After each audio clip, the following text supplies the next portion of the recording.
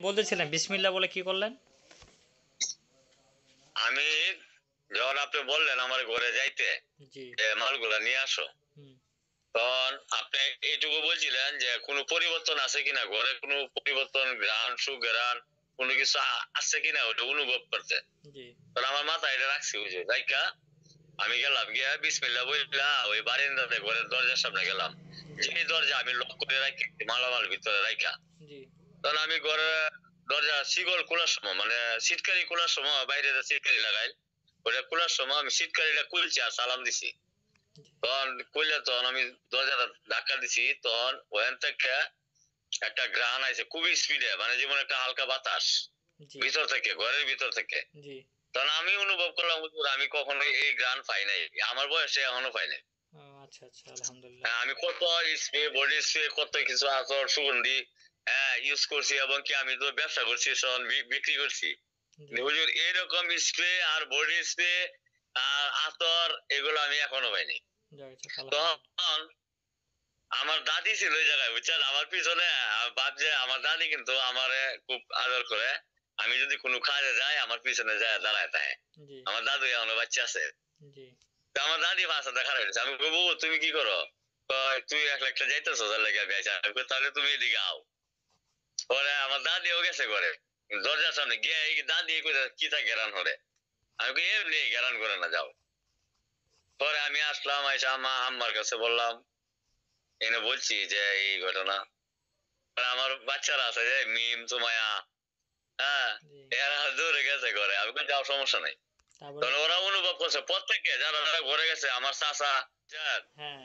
তখন ওনারা বলছি যে কাকা এই কি কয় এগুলা পোলা মানে দেওয়া তো, আর কাকা পোলা মানে টেরুনে কাকাও গেছে, কাকাও আশ্চর্য হয়ে গেছে কি ঘটনাটা কি।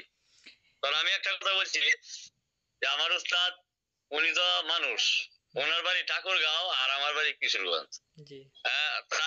আল্লাহ তাআলা এমন আধ্যাত্মিক শক্তি দিছে না, হেন থেকে কোনো আতর কিংবা স্প্রে আমরা ঘরে ছিটাই দিব, না, না, এরকম তো না। না, না, না। এটা না। আমি ওটা কিছু যে দেখেন, আল্লাহ এই আপনাকে একটা কথা বলি যে আমি যখন মানুষগুলোকে বলি যে আপনারা জিনিসগুলো এভাবে করেন, আমি মুমিন জিন দ্বারা কাজগুলো করাই দিই। মানুষগুলো অনেকে বিলিভ করতে চায় না। এইজন্য প্রুফ হিসেবে যে আপনাকে দেখাইলাম, আপনি তো এখন ১০০% নিশ্চিত যে আমি ওখানে জিন পাঠায় কাজগুলো করাইছি। আপনি এখন সিওর তো যে জিনগুলো পাঠায় কাজ করছি আমি?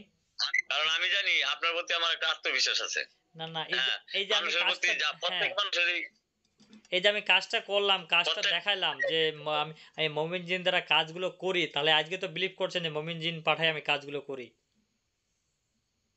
জি, আচ্ছা, আমার তো কনফার্ম, মানে বাস্তব প্র্যাকটিক্যালি আমি পাইলাম।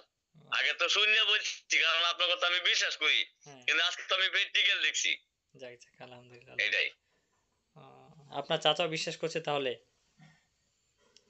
আলহামদুলিল্লাহ। হ্যাঁ, আমার দাদিও বিশ্বাস করছে, আমার চাচাও বিশ্বাস করছে। হ্যাঁ, ওনারা কি আমি যেমন প্র্যাকটিক্যাল, ওনারা গিয়ে ওইমন প্র্যাকটিক্যাল পাইছে, এমন তো না যে করছে গিয়ে পাইছে।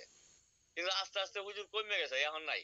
হ্যাঁ, ওটা তো কমবে, ওটা কমার কথা। তারপরে ঘ্রাণটা কি ছিল? ফুলের মধ্যে? ফুলের মতন নাকি?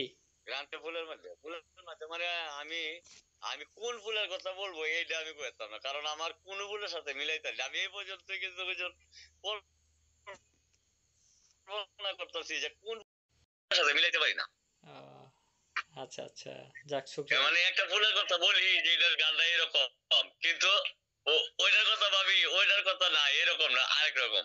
এভাবে মানে এই রকম রকম করতে করতে আমার আর মিলে না।